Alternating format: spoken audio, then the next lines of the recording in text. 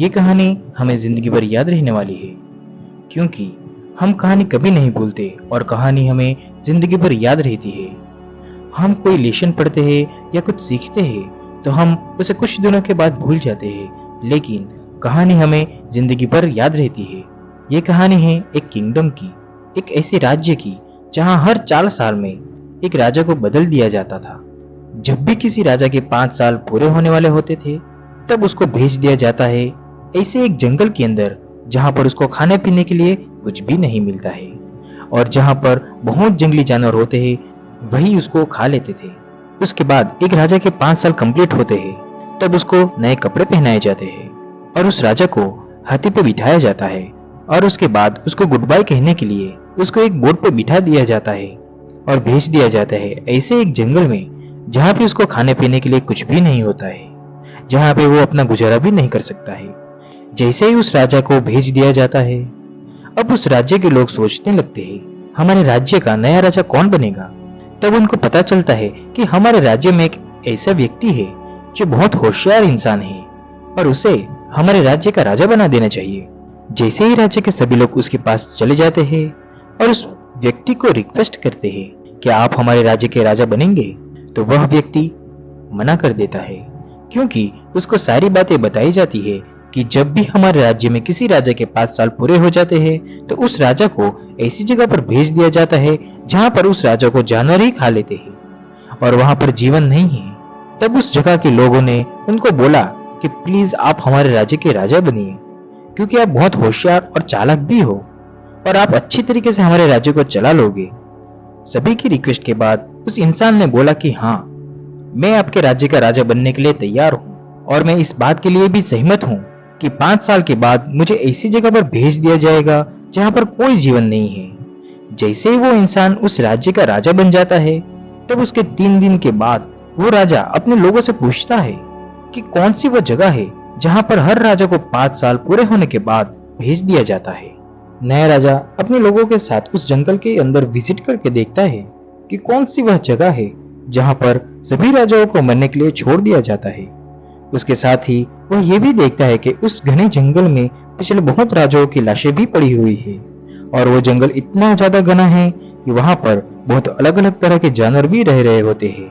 उसके बाद उस नए राजा का चलता है दिमाग। वो सब देखने के बाद वो राजा एक गजब की योजना करता है। वह राजा उस 5 साल में बहुत ही गजब की प्लानिंग करता है। आपको यहीं से कुछ सीखना है। जब राजा देखता है कि ये बहुत ही ज्यादा घना जंगल है और यहाँ बहुत जंगली जानवर है, मेरे 5 साल पूरे होने के बाद मुझे इस जंगल में तो कतई नहीं आना है और इसके लिए मुझे कुछ करना होगा। उसके बाद राजा अपना दिमाग चलाता है।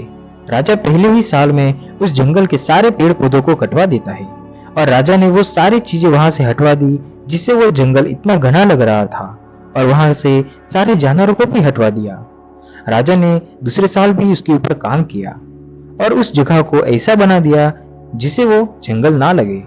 तीसरे साल में वहां पे एग्रीकल्चर का काम चलाया गया और चौथे साल में भी वहां पर काफी सारे बिल्डिंग, कॉम्प्लेक्स और रोड बनने शुरू भी हो गए। उसी के साथ में वहां पे लोगों ने भी काफी सारे घर बनाने भी शुरू कर दिए थे। 5 साल में तो वहां पर लोगों का रहने का भी इंतजाम कर दिया। इन 5 सालों में सारी चीजें करने के साथ ही राजा अपनी सेविंग भी कर रहा था।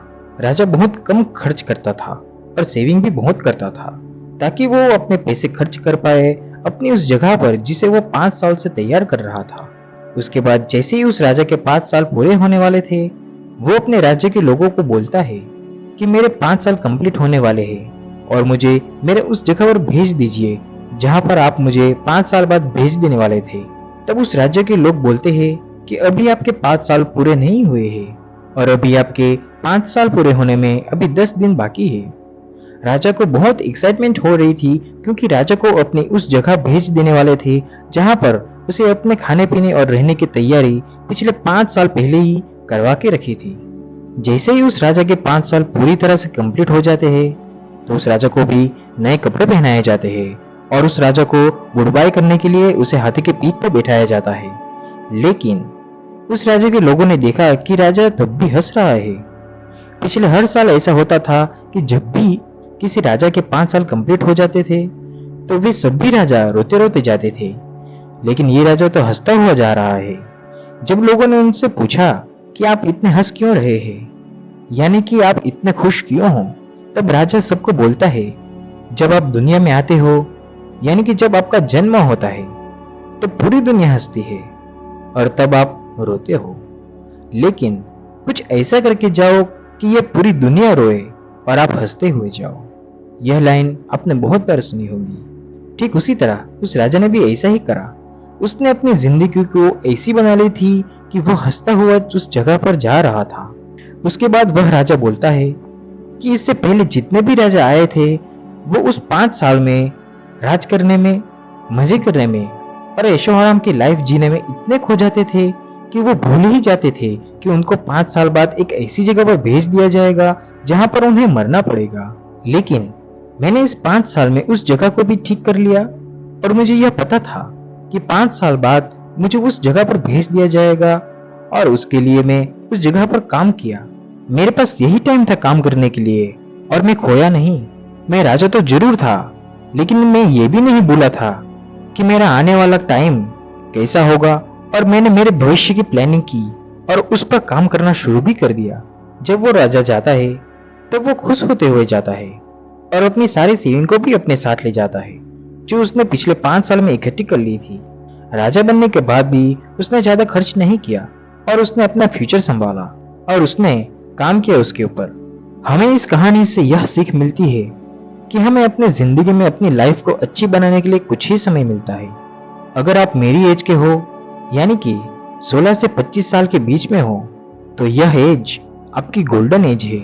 इस एज में आपको जितना जोश मिलता है, जितनी भी आपके अंदर एक्साइटमेंट भरी हुई रहती है, उतनी आपकी दूसरी एज में नहीं होती है। इस एज में आपको इतनी मेहनत करनी है कि आपका फ्यूचर अच्छा हो, क्योंकि अगर आप इस एज में सिर्फ मजे करते हो, इंजॉय करते हो, तो हो सकता है कि बाकी राजाओं की तरह आपको भी ऐसे जंगल में जाना होगा, यानी कि ऐसी गरीबी में जीना पड़ेगा जहां पर आपको जानवर खा जाएंगे, यानी कि आपकी गरीबी ही आपको खा जाएगी। लेकिन अगर आप उस चतुर राजा की तरह बनते हो जो लास्ट में आया था और उसकी तरह अपनी जिंदगी को प्लानिंग करते हो और उस पर काम करते हो, तो आप आने वाले समय में अपनी पूरी जिंदगी को अच्छी तरह से निकाल सकते हो, बिल्कुल उस राजा की तरह जिसने अपने लिए उस जंगल को पूरी तरह कटवा कर उस जंगल के बजाय एक किंगडम बना दिया, एक पूरा अलग सा राज्य बनवाया था।